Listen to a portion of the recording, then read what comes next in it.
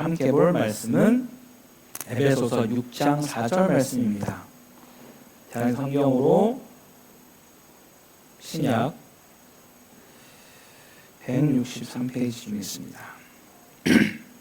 316페이지 있습니다. 한 절이니까 함께 한 목소리로 같이 읽도록 하겠습니다. 시작. 또 아비들아 너희 자녀를 노엽게 하지 말고 오직 주의 교훈과 훈계로 양육하라. 아멘. 할렐루야. 오늘 말씀 앞으로 나오신 모든 성도님들 위해 그리스도의 평강과 긍휼이 가득하기를 간절히 소망합니다. 요즘 날씨가 참 변덕스럽습니다. 건기인데도 비가 자주 오고 또 갑작스럽게 나무도 많이 쓰러지기도 하고 길이 막히는 일들도 종종 발생합니다. 이렇게 우리의 일상은 늘 예상치 못한 그런 변수 속에 살아가고 있습니다. 근데 오늘 우리가 다루려는 문제는 그 어떤 문제보다도 좀 어려운 문제일 수도 있겠습니다. 바로 자녀에 대한 부분인데요. 사랑하는 성도 여러분, 지난주 우리 어린이 주일에는 우리가 주 안에서 순종하는 것이라는 제목으로 말씀을 나누었습니다. 주 안에 있기 때문에 우리는 부모님께 순종하고 공경하고 결코 함부로 대하지 않는다라고 함께 말씀 나눴습니다. 근데 아마 이런 생각이 드셨을 수도 있을 것 같아요. 왜 어린이 주일에 자녀 순종을 먼저 이야기할까? 부모에게 자녀에게 먼저 해야 하는 것이 아닌가라는 생각 말이죠. 그리고 오늘은 어버이 주일인데 부모 공경을 다시 말하는 것이 아니라 부모에게 자녀 양육에 관한 이야기를 하려고 합니다. 이 또한 자녀에게 부모를 어떻게 공경해야 하는지를 말해야 할 것 같은데 왜 부모에게 자녀를 어떻게 양육해야 하는지를 말하고 있는 것일까? 라고 생각할 수 있습니다. 왜 그럴까요? 성경은 이 가정을 따로 나눠서 보지는 않습니다. 자녀 따로, 부모 따로 이렇게 보지 않는다라는 것이죠. 하나의 생명 공동체로 여깁니다. 그래서 에베소서 6장의 순서는 먼저는 자녀에게 말을 하고요. 이어서 부모에게 이야기를 합니다. 이것은 단순한 어떤 순서가 아니라 하나님의 질서인 것이죠. 순종은 자녀의 책임이고 부모에게는 양육의 책임이 있는 것이죠. 순종은 관계의 시작이고 양육 그 관계를 세우는 책임인 것입니다. 자녀가 순종해야 한다면 부모는 그 순종이 자라날 수 있도록 세워가야만 하는 것이죠. 자녀가 은혜로 순종한다면 부모는 그 은혜를 흘려 보내야만 하는 것입니다. 그래서 오늘 말씀은 지난주 말씀의 반복이 아니라 그 순종이 자라나는 토양, 부모의 역할에 대해서 함께 살펴보겠습니다. 자, 그럼 오늘 우리 현실을 한번 보겠습니다. 요즘 자녀 키우는 게 어떻습니까? 녹록하지 않으실 겁니다. 솔직하게 우리가 한번 생각해 봅시다. 이 세상에서 내 마음대로 되는 게 여러분 있던가요? 세상 사는 것 중에 그 어느 것 하나 내 마음대로 되는 게 없습니다. 그렇죠? 정말 여러분의 뜻대로 지금 되었다면 지금의 남편 뭔가? 아니죠. 네. 정말 우리 남편분들에게도 나름 원대한 계획과 꿈이 있었을 겁니다. 하지만 하나님의 강력한 인도하심으로 우리 두 분이 만나시게 된 거 아니겠습니까? 아멘이십니까? 네, 이때 아멘 안 하시면 안 되죠. 근데 정말 남편도 남편이지만 진짜 내 마음대로 안 되는 것 중에 1위가 아무래도 자녀일 것 같습니다. 물론 코타에서는 아이들이 좀 더 순수하게 자라나서 한국보다는 나을지 모르겠지만 참 내 마음대로 안 되는 것 같습니다. 그래서 자녀 양육에 대한 어떤 명언이 하나 있는데 여러분 들어본 적 있는지 모르겠습니다. 자녀를 위해 내가 죽을 수는 있지만 오늘의 화는 참을 수 없다. 네, 정말 자녀의 목숨까지 내줄 수 있지만 오늘 내가 나는 이 화는 참을 수 없는 아주 놀라운 명언이 있습니다. 그리고 너무 사랑스럽습니다. 너무 귀하고 근데 동시에 우리의 이성을 엄청 흔들어 놓기도 합니다. 끝까지 견디는 자는 구원을 얻으리라 라는 말이 자녀를 양육할 때 이렇게 공감하게 되는 그런 구절이 아닌가 생각하게 됩니다. 아멘 나왔네요. 네, 사랑하는 성도 여러분, 이것이 우리 현실 아니겠습니까? 그래서 우리는 물어봅니다. 도대체 자녀는 어떻게 키워야 합니까?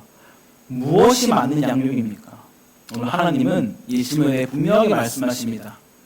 에베소서 6장 4절에 또 아비들아 너희 자녀를 노엽게 하지 말고 오직 주의 교훈과 훈계로 양육하라.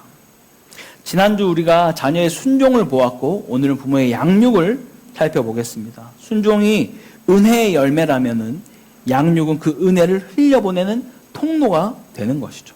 이 말씀을 통해 하나님이 원하시는 부모의 모습이 뭔지, 복음 안에서 자녀를 어떻게 세워야 하는지 같이 한번 살펴보겠습니다.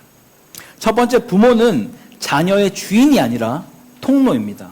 혹은 청지기라고 우리가 볼 수 있습니다. 처음에 본문은 아비드라라고 시작을 하죠. 여기서 바울은 단순히 부모라고 하지 않고 아비드라라고 표현을 했어요. 헬라어로는 파테레스라는 단어를 쓰고 있는데요. 이것은 양쪽 부모를 뜻하는 단어이기도 합니다. 실제로 히브리서 안에서는 같은 단어를 부모라는 의미로 사용을 하기도 했죠. 즉, 이 아비드라라는 것은 가정의 책임자, 대표를 의미하고 있다라는 것입니다. 이것은 단순히 어떤 권위의 강조가 아닙니다. 책임에 대한 강조를 말하는 것이죠. 사랑하는 성도 여러분, 자녀는 우리의 소유가 아닙니다. 하나님이 맡겨주신 귀한 생명인 것이죠. 그래서 시편 127편 3절에 자식은 여호와의 기업이요 라고 말씀하고 있습니다. 하나님이 맡기셨다라는 것은 내가 원하는 대로 뭔가 만들어가는 것이 아니죠. 하나님의 뜻대로 이 자녀들을 세워가는 것입니다. 그런데 보통 우리가 어떻게 많이 합니까? 내 기준으로 키웁니다. 내 욕심으로 자녀에게 푸시하고요. 때론 내 불안을 자녀에게 투영하기도 합니다. 공부를 잘해야 한다. 성공해야 한다. 남들보다 앞서가야 한다.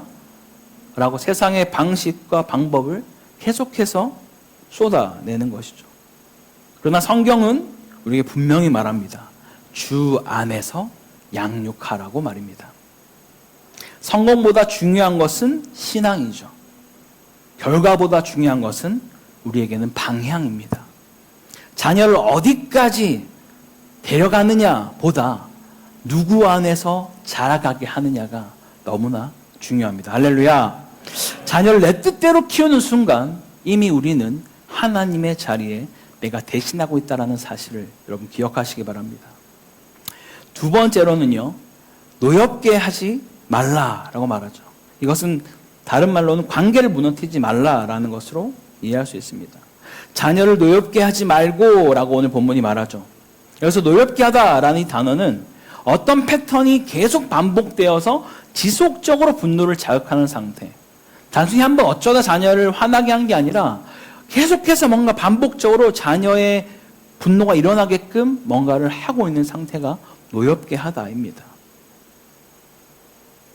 반복적으로 일을 하다 보니 자녀의 마음의 문이 닫히게 되어버리는 것이죠. 그럼 언제 자녀가 노엽게 될까요? 성경에 나옵니다. 이삭과 야곱의 그 이야기 안에서 바로 편애할 때, 그 야곱과 에서를 편애할 때 나왔던 그 문제들, 또한 비교할 때 나오는 자녀들은 아주 삐뚤어질 수밖에 없습니다. 또 세 번째, 자녀에 대한 합리적 범위 이상으로 성취를 강요할 때 노엽게 됩니다. 너 이거밖에 안 돼? 엄마가 다 보고 있어. 더 잘할 수 있어.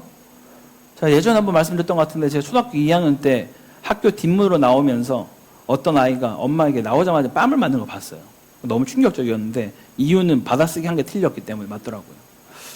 그래서 이게 사실인가?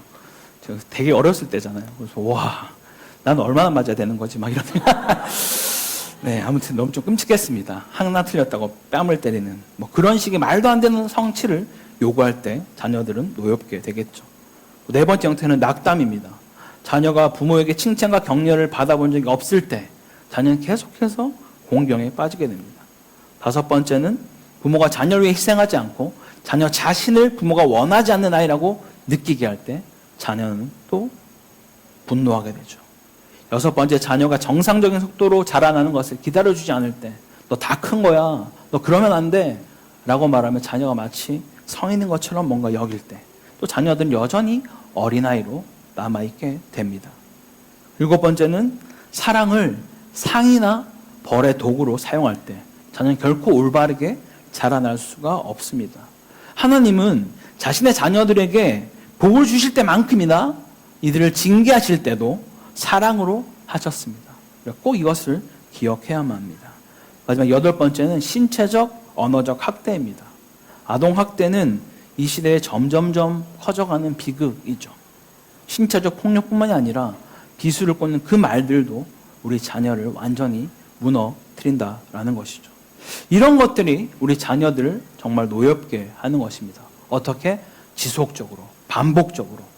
결국 이 자녀의 마음의 문이 닫혀버리도록 만들어 간다는 것이죠. 사랑하는 부모님들, 우리는 정말 자녀를 사랑합니다. 근데 때로는 방법이 틀릴 때가 많다라는 거예요. 다 너를 위해서야. 다 너 잘 되라고 하는 거야. 물론 맞죠. 그런데 잘못된 전달 방식이 때로는 자녀와 부모의 관계를 깨트리기도 한다라는 거예요. 골로새서 3장 21절은 이렇게 말씀합니다. 자녀들을 노엽게 하지 말지니 낙심할까 함이라. 자녀가 노엽게 되면 결국 그 아이는 낙심하게 되고요. 낙심하게 되면 마음이 다치게 되고요. 마음이 다치면 어떤 말도, 성경 말씀도, 좋은 말도 귀에 들어가지 않게 되는 것이죠. 양육은 어떤 통제가 아니라 관계입니다. 관계. 말로 키우는 것이 아니라 관계로 그 자녀를 키워가는 것이죠. 아이는 부모의 말을 듣기 전에 부모의 태도를 먼저 보고 있습니다. 우리의 신앙은 말이 아니라 삶으로 증명된다는 사실을 반드시 기억하시기 바랍니다. 세 번째, 오직 주의 교훈과 훈계로 양육하라 라고 말하죠. 여기서 양육하다라는 단어는요, 먹이다, 자라게 하다라는 의미를 가지고 있습니다. 다시 말하면 부모는 자녀의 영혼을 먹이는 사람입니다. 그럼 무엇으로 먹여야만 할까요? 성경에서는 주의 교훈과 훈계로 먹이라 라고 말씀합니다. 이 교훈은요, 자녀를 위한 전인적 훈련과 관련이 있으며 그 아이의 삶 전체를 다루는 것을 이 교훈이라는 단어가 내포하고 있습니다.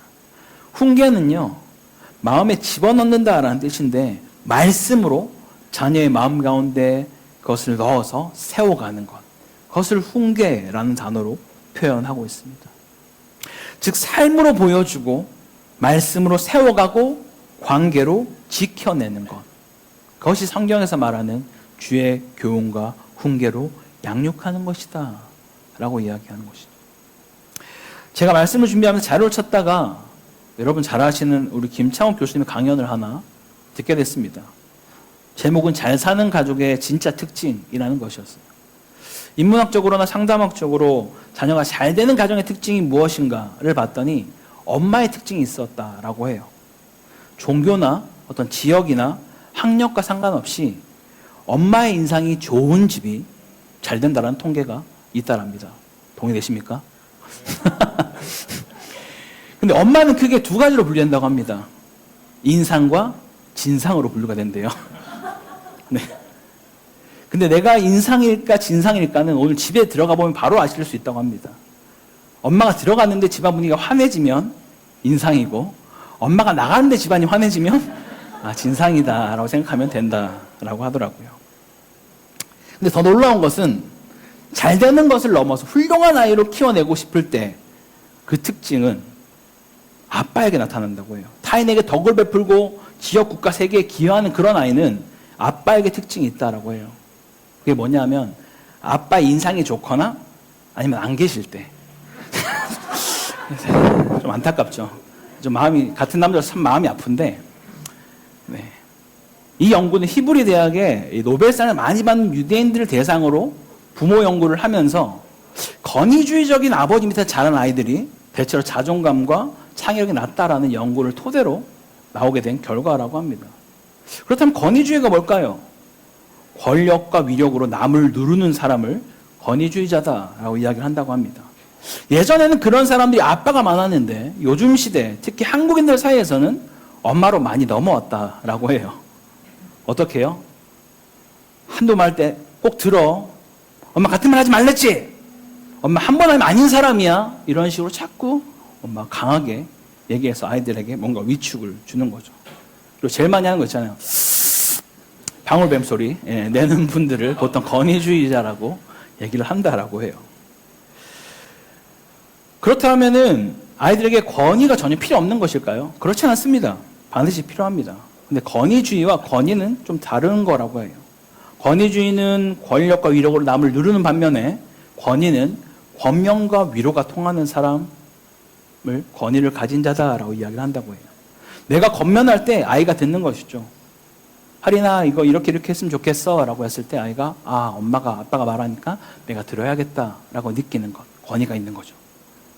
또 위로를 할 때 애들이 그 위로를 받을 때 아이고 뭐 하린이 많이 힘들었구나, 엄마가 계속 기도하고 있어 라고 할 때 막 눈물 흘리면서 막 그 위로를 받을 때, 그게 아니라 엄마 막 이렇게 더 힘들어 막 이렇게 말하면은 전혀 위로가 안 되는 거죠. 네. 그런 어떤 권면과 위로가 통하는 사람을 권위 있는 자다라고 이야기를 한다라고 해요. 제가 지금 말씀드린 이유는 세상에서도 이렇게 지금 말을 한다라는 거예요. 아이들은 부모의 삶을 보고 자라난다라는 거죠. 그냥 버젓이 말만 잘한다고 해서 뭔가 들려지지 않는다라고 말하는 거예요. 성경이 여기서 한 걸음 더 나아가서 단순히 좋은 부모가 아니라 복음으로 사는 부모여야만 한다라고 우리에게 지금 말씀하고 있는 것입니다. 자녀는 결코 부모의 막연한 설교를 그냥 들으려고 하지 않습니다. 그들은 복음으로 사는 부모의 삶을 읽어내는 것이죠. 어떻게 해요? 부모가 어떻게 예배를 대하는지, 부모가 어떻게 하나님을 사랑하는지, 부모가 사람을 대할 때 어떻게 대하는지, 부모가 삶에서 말씀을 얼마나 소중히 여기는지, 선택의 순간마다 무엇을 근거로 내 부모님이 선택하고 있는지, 정말 자녀들은 그대로 그것을 배워갑니다. 신명기 6장 말씀에 이 말씀을 내 자녀에게 부지런히 가르치며 집에 앉았을 때든지 길을 갈 때든지 이것을 가르치라라고 말씀하고 있죠. 양육은 어떤 한 이벤트가 아닙니다. 일상의 흐름이라는 것이죠. 예배 시간뿐만이 아니라 삶 전체가 교육이라는 것을 꼭 기억하시기 바랍니다. 우리 사랑하는 쿠타키나발루 하늘교회 성도 여러분, 자녀는 그냥 막 자라가지 않습니다. 방향 없이 자라가지 않는다는 거예요. 세상은 끊임없이 방향을 제시하죠. 무엇을 해야, 어떻게 해야, 어디로 가야, 어디까지 가야 너가 잘 되는 것인지, 성공하는 것인지 끊임없이 말합니다. 하지만 하나님은 분명히 말씀하죠. 주 안에서 자라야 한다 라고 말입니다. 부모는 완벽할 필요는 없습니다. 그러나 방향만큼은 분명하게 보여줄 수 있어야 합니다. 내가 잘 키우는 것이 아니라 하나님께 맡겨야 하죠. 내가 바꾸는 것이 아니라 말씀으로 세워가야 합니다. 내가 통제하는 것이 아니라 복음으로 이끌어갈 수 있기를 바랍니다. 자녀는 하나님께 속한 영혼입니다. 우리는 그 생명의 통로이며 청식이라는 사실을 여러분 꼭 기억하시길 바랍니다. 이번 한 주 자녀를 다시 한번 바라보십시오. 내 소유가 아니라 하나님의 사람으로, 말로 키우는 것이 아니라 복음으로 키우십시오. 통제로 키우지 않고 은혜로 키워가십시오. 그럴 때 하나님 나라가 우리 가정에 임할 줄 믿습니다. 자녀는 부모의 말을 기억하지 않습니다. 부모의 삶을 기억합니다. 그래서 오늘 우리의 삶이 설교가 되어야 할 줄 믿습니다. 그래서 우리 자녀들이 주 안에서 자라서 복음을 알고 하나님을 알며 사람을 살리는 복된 인생 되기를 주의 이름으로 간절히 축원합니다. 우리 함께 같이 말씀 기억하면서 찬양으로 우리의 마음을 좀 고백하기 원합니다. 오늘 말씀을 통해 우리는 깨달았습니다. 자녀를 내가 키우는 것이 아니라 하나님께서 맡기신 생명이라는 것, 그리고 우리의 말이 아니라 우리의 삶이 자녀를 세워간다는 것, 이 시간 내 마음이 아니라 주님의 마음으로 자녀를 바라보게 해달라고 우리 함께 고백하며 나가겠습니다. 우리 주님 마음 내게 주셔서 같이 찬양하겠습니다.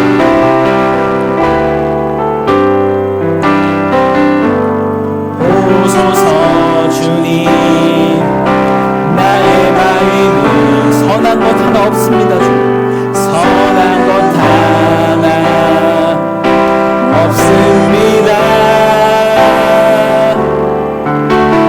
그러나 내 모든 것 주께 드립니다. 사랑으로 안으시고 날 새롭게 하소서. 보소서 주님, 나의 마음은 선한 것 하나 없습니다. 선한 것 하나 없습니다. 그러나 내 모든 것 주께 드립니다. 사랑으로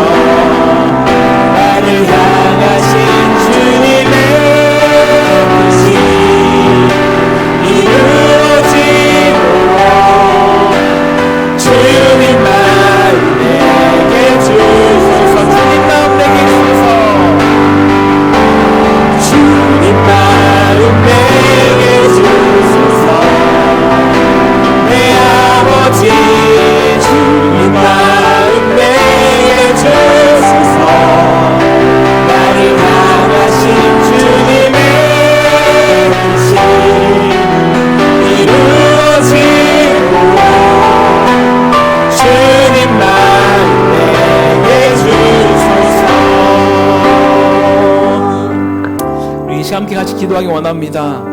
주님, 자녀를 내 것이 아닌 하나님께 맡기는 생명으로 보게 하시고 주 안에서 양육하는 부모 되게 하여 주시옵소서.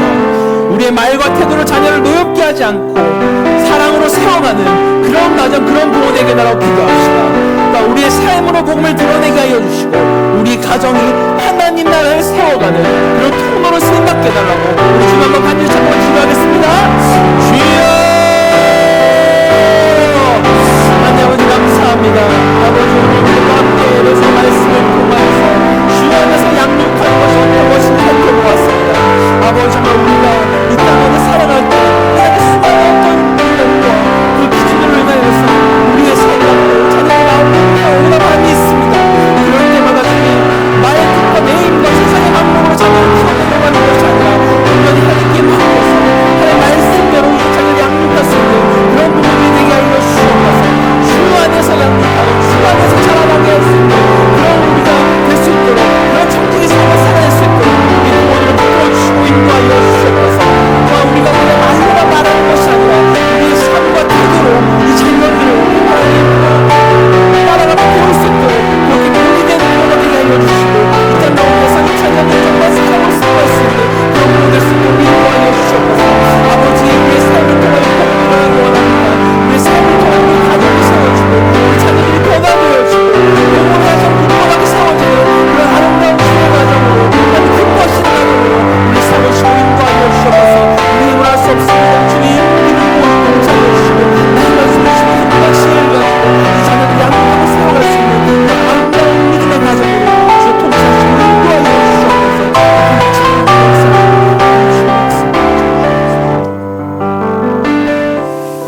장건과 풍성하신 하나님 아버지, 오늘도 말씀을 통하여 우리 가정을 향한 하나님의 뜻을 깨닫게 하시니 감사합니다.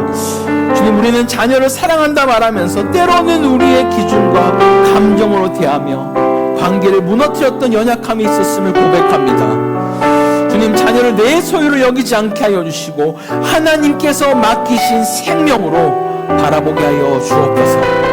내 뜻이 아니라 주의 뜻 안에서 세워가는 부모가 되게 하여 주시옵소서.